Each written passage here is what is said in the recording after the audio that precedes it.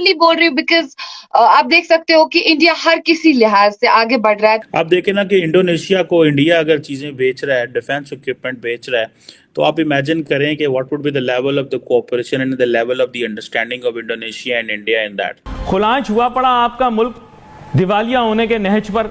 मैं हमेशा कहता रहा कि डॉलराइज करो, कह रहे अगर डॉलराइज कर दिया तो 170 रुपए का डॉलर हो जाएगा, अभी 280 का हो गया।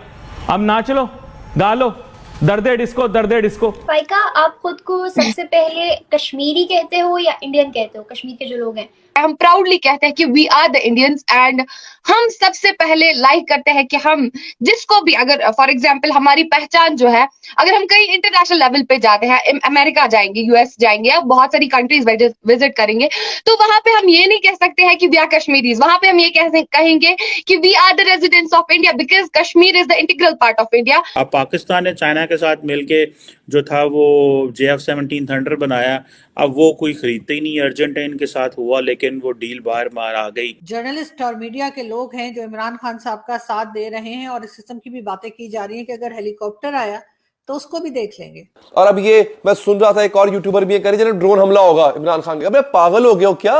और हम जो है वो क्योंकि चाइनीज पार्टनर, डिफेंस पार्टनर होने की वजह से हम खुल खिला के चीजें नहीं बेच रहे। इधर देखें इंडिया रशिया जो है वो मिलके वो चीजें बेच रहे हैं। यानी ये चाह रहा है कि पाकिस्तान में एक और बांग्लादेश पैदा हो। ये पैगाम दे रहा है ना, उकसा रहा है आवाम को कि बगावत करो। पाकिस्तान के पास एक तरफ पैसा नहीं है, दूसरी तरफ इंडिया के मिलिट्री मॉडर्नाइजेशन को भारत की तरफ आंख उठाकर अभी नहीं देख सकता है। तो चलिए दोस्तों, इसी पर आगे पाकिस्तानी मीडिया का रिएक्शन देखते हैं। रशिया के साथ मिलके आप जो है वो इंडोनेशिया को जो है वो बैलिस्टिक मिसाइल्स बेच रहे हैं। ठीक है, जो वो इंडोनेशिया जो कि almost is an American ally. अब जो ब्रह्मोस है, आपको मैं बताता चलूँ, ये बेसिकली एक जॉइंट वेंचर है इंडिया और रशिया का। और इन्होंने ये समझ लें कि ये इनकी पहली जो है फॉरेन डील है, जो कि सॉरी सेकंड होगी, क्योंकि ये पहली जो थी इन्होंने फिलीपाइंस को तकरीबन 375 मिलियन के जो शोर बेस्ड एंटी शिप मिसाइल दिए थे। अभी आपको पता है कि भारत के जो वज़ीर आज़म है वो ऑलरेडी ये कह चुके हैं कि जनाब हम अपनी जो डिफेंस एक्सपोर्ट है उसको उन्होंने $5 बिलियन पे लेके जाना है। This is what he has been saying कि अपनी डिफेंस एक्सपोर्ट को $5 बिलियन के तौर पे लेके जाना है। और जो ब्रह्मोस एरोस्पेस है वो ये कह रहे हैं कि हमारी जो इंडोनेशिया के साथ जो डील चल रही है वो तकरीबन $200 मिलियन की है एटलीस्ट, लेकिन ये $350 मिलियन तक भी जा सकती है। और अब ये आप देख लें कि ये एक बड़ी डेवलपमेंट है फॉर इंडिया। पाकिस्तान जो है, मैं अब देखिए ना, ये जितने भी साउथ ईस्ट एशिया में ममालिक हैं, इंडोनेशिया, मलेशिया और बहुत सारे ब्रुनाई वगैरह इधर उधर, ये वो सारे इस्लामिक ममालिक हैं, लेकिन पाकिस्तान इनके साथ कोई अच्छे ताल्लुकात बना के नहीं रखे। उसकी वजह यह है कि हम उन मुल्कों के करीब जाते थे जिन मुल्कों जो हमें पैसे देते थे। मैं बारोड इकॉनमी की बात करता हूँ बार बार, क्योंकि हमें तो बार बार यही कहा जाता है जनाब कि पाए ना ए जड़ा मुल्क है इतों सानू रियाल लभेगा, इतों यूरो लभेगा, इतों डॉलर लभेगा। तो इस वजह से हम उन मुल्कों के करीब नहीं गए। और बेसिकली आज जब हालात इस तरह के पैदा हुए हैं कि पूरी दुनिया इस खित्ते में अपना असर वसूल रख रही है, तो हम क्या कर रहे हैं, ऐसी जनाब उस पास जा ही नहीं रहे। हमने आंखें बंद की थी, जिस तरह की कहते हैं हमारे में है ना कि जो बिल्ली को देख के जो कबूतर आंखें बंद कर लेंगे, असी जनाब वो अपनी अखा बंद कर लिया, ऐसे कहते हैं यार है तो आई कोई नहीं। अब पाकिस्तान ने चाइना के साथ मिलके जो था वो JF-17 थंडर बनाया, अब वो कोई खरीदते ही नहीं। अर्जेंटाइन के साथ हुआ लेकिन वो डील बाहर मार आ गई, उनके बजट में वो डील शो हो गई, तो उसमें बरतानिया ने प्रेशर डाला और मुल्कों ने डाला, क्योंकि अर्जेंटीना और बरतानिया के मसाइल हैं फिर एक दो। और हम जो है वो क्योंकि चाइनीज़ पार्टनर, डिफेंस पार्टनर होने की वजह से हम खुल खिला के चीज़ें नहीं बेच रहे। इधर देखें इंडिया रशिया जो है वो मिल के वो चीज़ें बेच रहे हैं, अमेरिकन खामोश बैठे हुए हैं। देखिए ये इंडिया वो लिवरेज एंजॉय करता है। इंडिया मुस्लिम वर्ल्ड में भी लिवरेज सारी ले गया, मिडल ईस्ट में वो वैसे करीब हो गया, साउथ ईस्ट एशियन ममालिक के साथ वो बिजनेस पार्टनर है। They don't look it from religious lens, वो मजहबी लेंस में जा ही नहीं रहे, क्योंकि उन्होंने पता है यार कारोबार करो, बिजनेस करो, इंडिया को इस लेंस से देखो, और उनको पता है। और दूसरी बात यह है कि इंडिया को जितना बड़ा हवा और जितनी बड़ी चीज़ अमेरिकन पेश कर रहे हैं साउथ ईस्ट एशिया में और सारे खित्ते में, तो एवरी कंट्री बेसिकली डिज़ायर्स कि हमारी इंडिया के साथ लेन देन, हमारी लाइन सेट हो। लेकिन देखें, इंडिया जो है वो अगर दुनिया की मार्केट में डिफेंस एक्सपोर्ट करेगा, अच्छा रशिया के साथ इत्तेहाद करके आपने ब्रह्मोस एरोस्पेस बनाता है और उससे वो असला बेचता है, अमेरिकन खामोश है।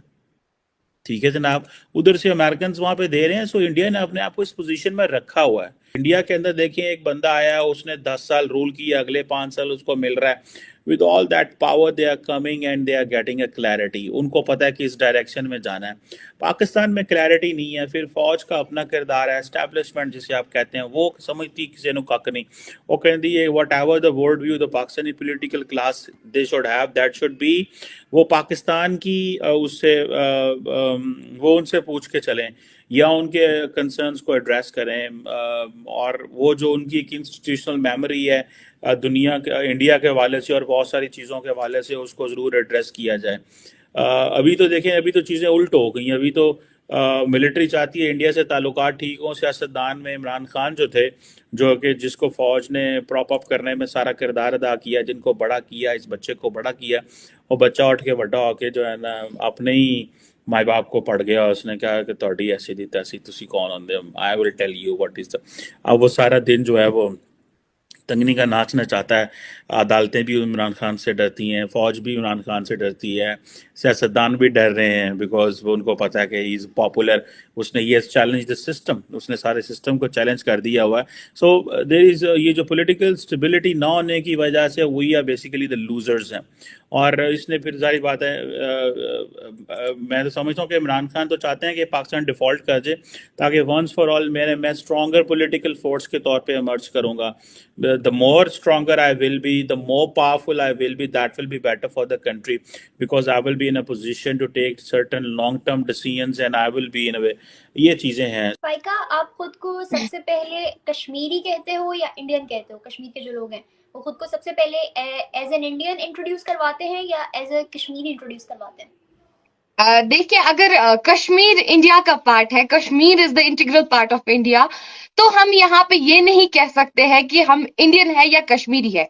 कश्मीर एक यूनियन टेरिटरी है, जम्मू कश्मीर एक यूनियन टेरिटरी है। और अगर बात करें, एक मोहरा है हमारे सर पे कि वी आर इंडियंस, तो हम ये नहीं कह सकते हैं कि कश्मीरी और इंडियन। कश्मीर हमारा कुछ स्टेट है, हमारी कुछ कल्चर है, हमारा कुछ ट्रेडिशन है, वो हम रिप्रेजेंट कर सकते हैं। लेकिन ओवरऑल अगर हम कहते हैं, हम प्राउडली कहते हैं कि we are the Indians, and हम सबसे पहले लाइक करते हैं कि हम जिसको भी, अगर फॉर एग्जाम्पल हमारी पहचान जो है, अगर हम कहीं इंटरनेशनल लेवल पे जाते हैं, अमेरिका जाएंगे, यूएस जाएंगे, या बहुत सारी कंट्रीज विजिट करेंगे, तो वहां पे हम ये नहीं कह सकते हैं कि वी आर कश्मीरीज। वहां पे हम ये कहेंगे कि we are the residents of India, because Kashmir is the integral part of India. So हम कह सकते हैं कि फिर हमें पूछा जा सकता है लास्ट पे कि आप इंडिया में कहाँ से हो, देन हम कह सकते हैं कि इंडिया में एक यूनियन टेरिटरी आती है जो कि कश्मीर के नाम से जानी जाती है। तो फाइनली हम इंट्रोड्यूस कर सकते हैं अपने आप को।